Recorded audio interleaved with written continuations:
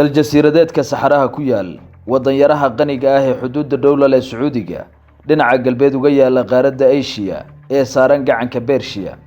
Kani waa qadar oo aynu muuqan kugula wadaagayno 8 xaqiiqo oo ku dahsoon kuwa oo ay maangal tahay inaadan ogaal u lahayn.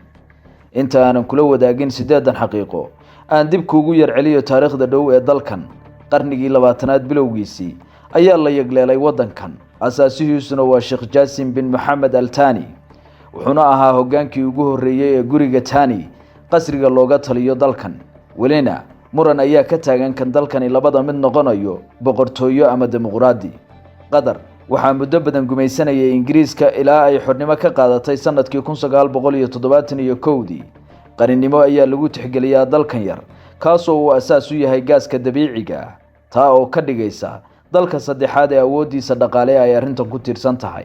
dadkiisa waxaa lagu qiyaasaa 2.7 milyan oo qof, balse aan dib ugu noqono 8 xaqiiqo ee halkaas ku dahsoon. 1. dalkan waxaa ku yaal garoonka 9aad ee adduunka ugu weyn, Hamad International Airport oo ku yaala caasimadda Dawxa ee dalkaas. waxaa si rasmi ah loo furay 2014 goortaas oo la xiray garoonkii qadiimiga ahaa ee caasimadda.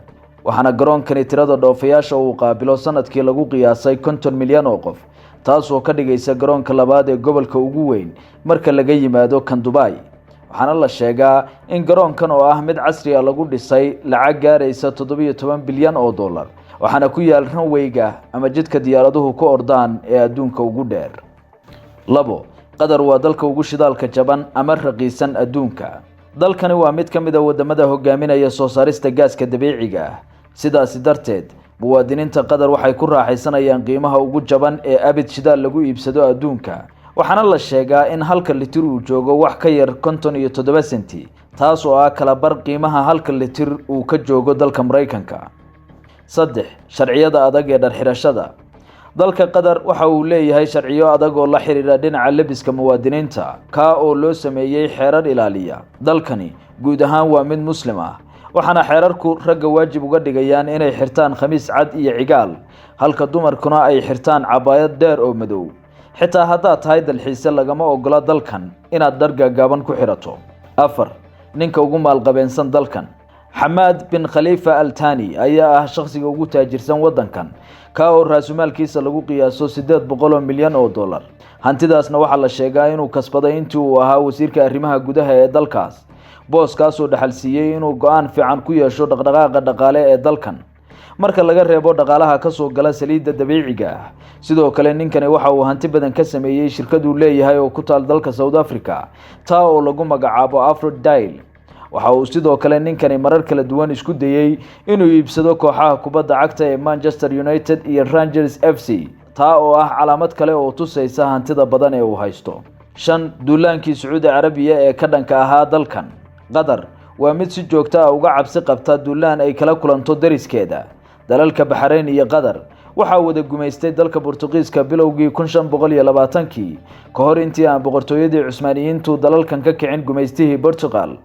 intaas wixii ka dambeeyay dalkan yari waxa uu marar badan hujuun dagaal kala kulmay dalalka dariska la ah ee Carbeed. 1787 ayuu weerar toos ah Sacuudigu ku qaaday qadar, ka oo ay dhimasho iyo qaxba ka dhaxleen qadariyiintu.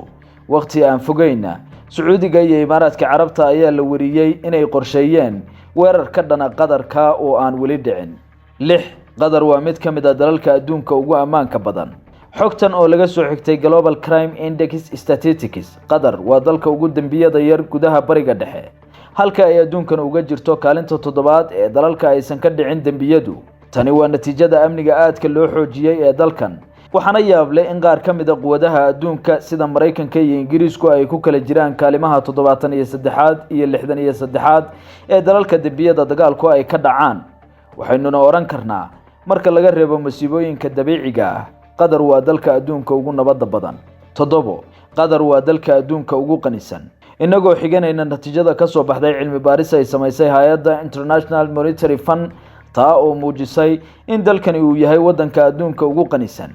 sidaan horey u soo sheegnay, dadka dalkani waa 2.7 milyan oo qof, waxaana dhaqaalaha sanadlaha ah ee qof walba oo muwaadiniinta qadar ka mid ah lagu qiyaasay 125,000 oo dollar, taa oo la filayo inay sii badan karto sanadaha dhow. qaninimada dalkani inteeda badan waxa ay ku tiirsan tahay dakhliga shidaalka. sidoo kale dalkani waxa uu hantida ka sameeyay qaar ka mid ah duulimaadyada adduunka ugu fiican oo uu leeyahay.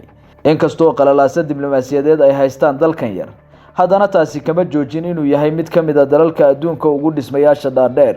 8. martigelinta Qatar ee koobka adduunka 2022.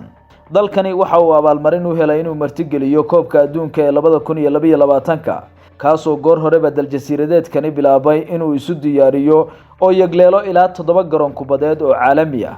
inkastoo dhaleecayn badan uu la kulmay tan iyo intii uu mashaariicda dhismaha garoomada bilaabay, taasoo la xiriirta habka ay ula dhaqmeen ajaanibta ka shaqeynaysa mashaariicdaas iyo qaar ka mid ah maalgeliyayaasha tartanka oo sheegay in cimilada kulul ee dalkaasi ay dhibi doonto ciyaartooyda iyo taageerayaasha halkaasi tegi doona.